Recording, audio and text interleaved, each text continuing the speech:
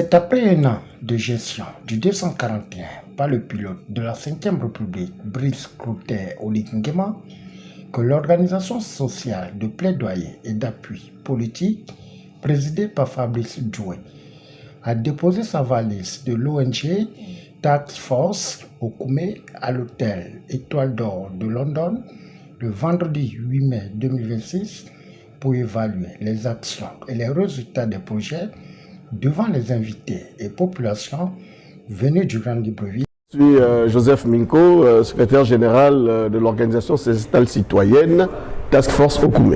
Nous sommes sur le feu de l'actualité brûlante, ceci étant entendu qu'il n'échappe à personne aujourd'hui que nous sommes à l'an 1 du magistère du président de la République après sa prestation de serment l'année dernière. Il était question ici pour nous de faire une rétrospective sur ce qui nous a emmené d'abord à cette prestation de serment et puis à partir du début de la première année du mandat du chef de l'État, savoir où est-ce qu'on en est des réalisations promises dans le projet de société et qu'est-ce qui coince, quelles sont les solutions. Mais un an, c'est surtout un galop d'essai. Et pour un essai, il faut estimer que c'est déjà pas mal.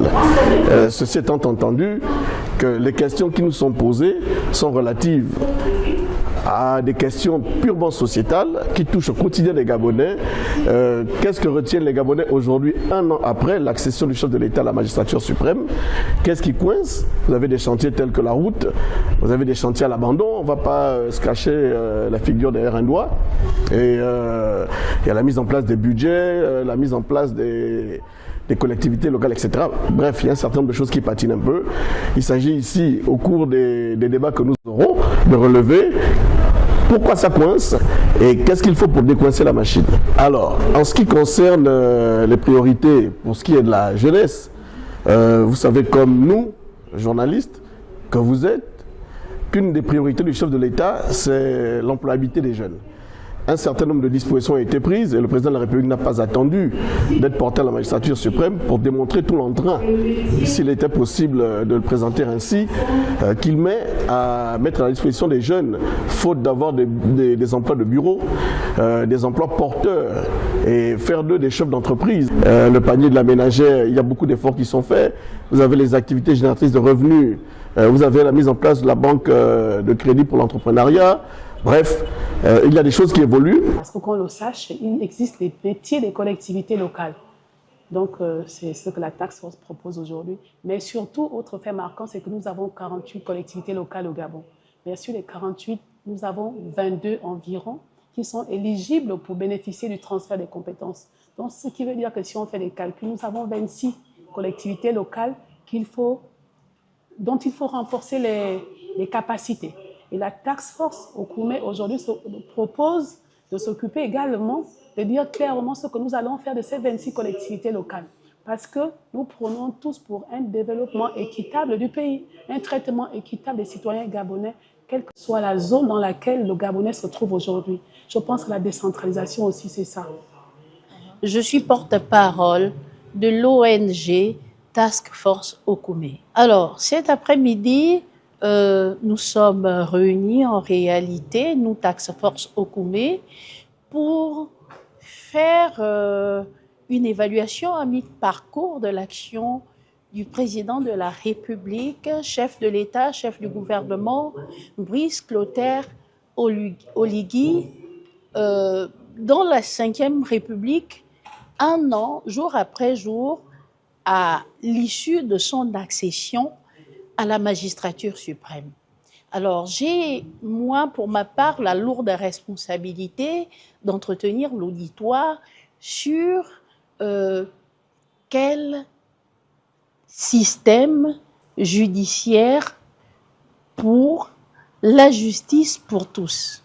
Ils ont non seulement posé des actions sur la disciplinarisation de la magistrature, il y a des magistrats qui ont été sanctionnés, il y a des magistrats qui se sont vus avoir des salaires suspendus, c'est-à-dire que c'est du factuel.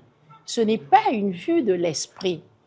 Ce qui peut-être ne rassure pas les citoyens, c'est le fait que toutes ces décisions ne soient pas souvent publiées. À côté de ça, il y a eu une volonté manifeste des pouvoirs actuels de moraliser la vie publique. Cela s'est vu naturellement par l'audit qui a été mis en place par le ministre de la Justice, garde des Sceaux, sur le surpeuplement de nos prisons. Par son action, 274 détenus ont recouvré la liberté. 274 détenus. Certains parce qu'ils avaient déjà purgé leur peine, d'autres parce que manifestement le délai de détention préventive avait été largement dépassé. Ça veut dire que la 5e République est en marche. Oui, il était important pour moi de bien cerner et bien identifier les secteurs dans lesquels le président a posé réellement des actions en un an.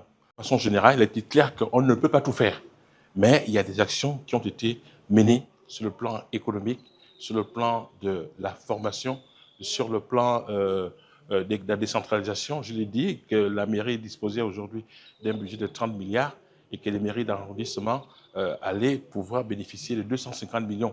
C'est-à-dire qu'il y a des actions qui ont été menées et c'est important pour moi que je le sache. Et je crois que même les populations d'Ibreville, du Gabon, doivent le savoir qu'il y a des actions qui ont été menées et qu'on ne peut pas tout faire en un an. Après avoir fait le diagnostic des projets par des panélistes et des intervenants, lors de ce carrefour objectif et pédagogique, il ressort que le Gabon rime dans la modernisation des institutions à travers la digitalisation, refondation du social, économique et politique. Au finish, face aux enjeux de la 5e République, l'ONG Task Force Okume compte jouer un rôle prépondérant.